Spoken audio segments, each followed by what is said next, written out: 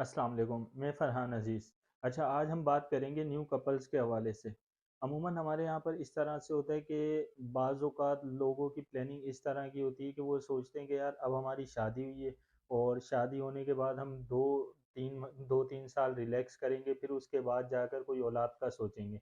जबकि देखा जाए तो ये मतलब है तो बहुत गलत चीज़, लेकिन वही वाली बात है कि ये प्लानिंग भी इस किस्म की है कि जिसका कोई सर-पैर भी नहीं है। क्योंकि अच्छा सोचा किस लिए जाता है ये कि भाई हम लोग मतलब अभी शादी हुई है फ़ौरन से औलाद कर लेंगे, एक दूसरे को समझे नहीं हैं और थोड़ा-सा ये टाइम इस तरह का गुज़रना चाहिए कि जिसमें हम लोग मियाँ-बीवी एक दूसरे को समझें और थोड़ा बहुत मतलब घूमें-फिरें, फिर उसके बाद जाके औलाद के बारे में सोचेंगे। तो फिर आपका शादी जल्दी करने का फ़ायदा क्या है? अच्छा, इसके अंदर आप चलें ठीक है, अगर आपके मतलब तरीके से सोचा जाए, तो आप इसके अंदर क्या रिलैक्स करेंगे? एक बात है। मतलब आप ये समझो पैदा होने से लेकर 23, 24 या 25 साल तक आपने अभी तक रिलैक्स नहीं किया, आपने अभी तक अपनी ज़िंदगी एन्जॉय नहीं करी और अब जाकर आपको 25 साल के बाद ख़्याल आ रहा है कि अब मैंने 2-4 साल मतलब जब आप जवान हो गए तो आपके अंदर बचपने वाली हरकतें आ रही है कि भई अब मैंने जाकर 2-4 साल रिलैक्स करना और इस बारे के अंदर सोचना ही नहीं है। और इसी तरह से मर्द जो है, मर्द तो चाहता ही यही है ना, मर्द चाहता ही नहीं कि भई मैं ज़िम्मेदारी लूँ एक तरह से।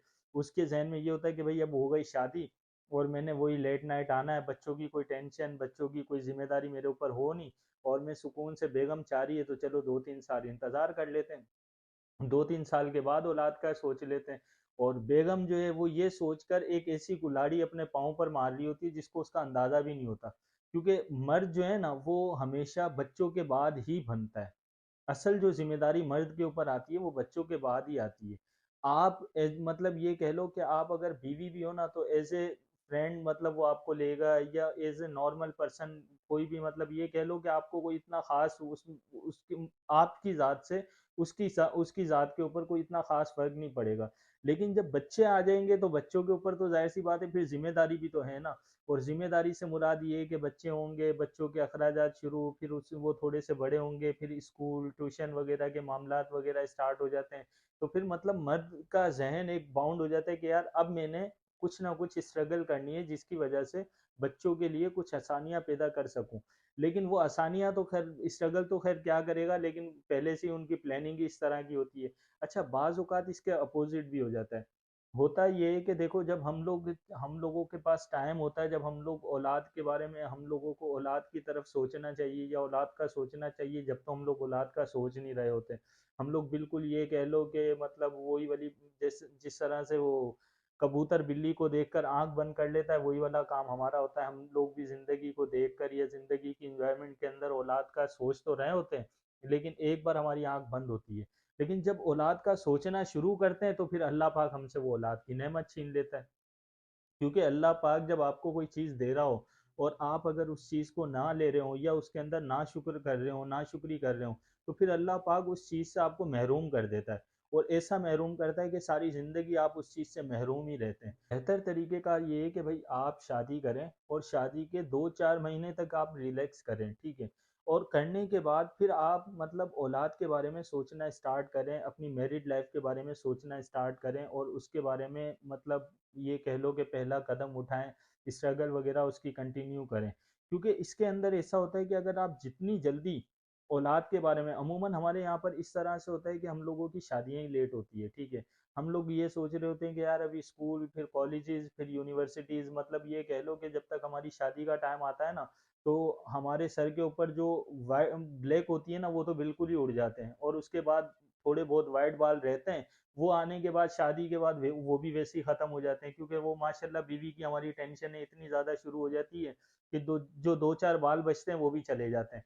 और फिर उसके बाद जब हम लोग मतलब वो शादी करते हैं कोई 30-35 साल की उम्र में जाकर, तो फिर हमें 4-5 साल का रिलैक्स भी चाहिए होता है। अब वो जो रिलैक्स के चक्कर के अंदर बच्चे जाकर तुम लोग 40 साल की प्लानिंग 40 साल की उम्र में बच्चे पैदा करोगे और बच्चे पैदा करने के बाद फिर 20 साल बच्चों को जवान होने के अंदर लगेगा, यानी 60 साल के अंदर इंसान की हालत ये होती है कि एक टांग कब्र में दूसरी केले के छिलके पे।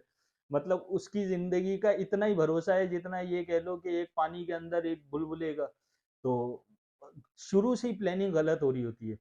लेकिन शादी जल्दी हो गई आपकी 24-25 साल के अंदर हो गई, 2-4 महीने गुज़ारने के बाद आपने औलाद की प्लानिंग स्टार्ट कर दी। अब आपकी औलाद हो गई तो फिर मतलब 20-22 साल के अंदर या 18-20 साल के अंदर आप 45 को या 50 को पहुंचेंगे तो आपकी औलाद आपके बराबर में जवान हो जाएगी। और उससे आपको बेनिफिट ये होगा कि आपका कहीं ना कहीं आपका बर्डन भी लाइफ का कम हो जाएगा। यानी आपके मामलात जो आप जिंदगी के अंदर कर रहे हैं उसका काफी हद तक बर्डन जो है वो आपकी औलाद पर चला जाएगा। और इसी तरह से फिर आपकी उम्र भी बढ़ेगी। जाहिर सी बात है, जब इंसान मतलब औलाद जवान हो जाती है तो फिर टेंशनें ख़त्म होना शुरू हो जाती है, कम होना शुरू हो जाती है। लेकिन हम अमूमन ऐसा क्या होता है, जब हम लोग लेट प्लानिंग कर रहे होते हैं ना, तो लेट प्लानिंग के साथ साथ फिर हम लोग जब 60 को पहुंचेंगे तो फिर औलाद पर क्या तवज्जो देंगे। और देखो, औलाद की तरबियत करना ज़रूरी नहीं है, औलाद को स्टेबल करना भी ज़रूरी है। औलाद को कारोबार करना भी, औलाद को कारोबार करवा के देना भी ज़रूरी है। तो आप लोगों की प्लानिंग इस तरह की होनी चाहिए कि आप 40-45 तक आपकी औलाद जवान हो जाए और फिर आप उनको कारोबार के अंदर स्टेबल कर सकें, ताकि आपका बुढ़ापा बिल्कुल सुकून से गुजरे। खैर, ये था आज का हमारा टॉपिक। फिर इंशाल्लाह मिलेंगे किसी नई वीडियो के अंदर नए टॉपिक के साथ। अल्लाह हाफिज़।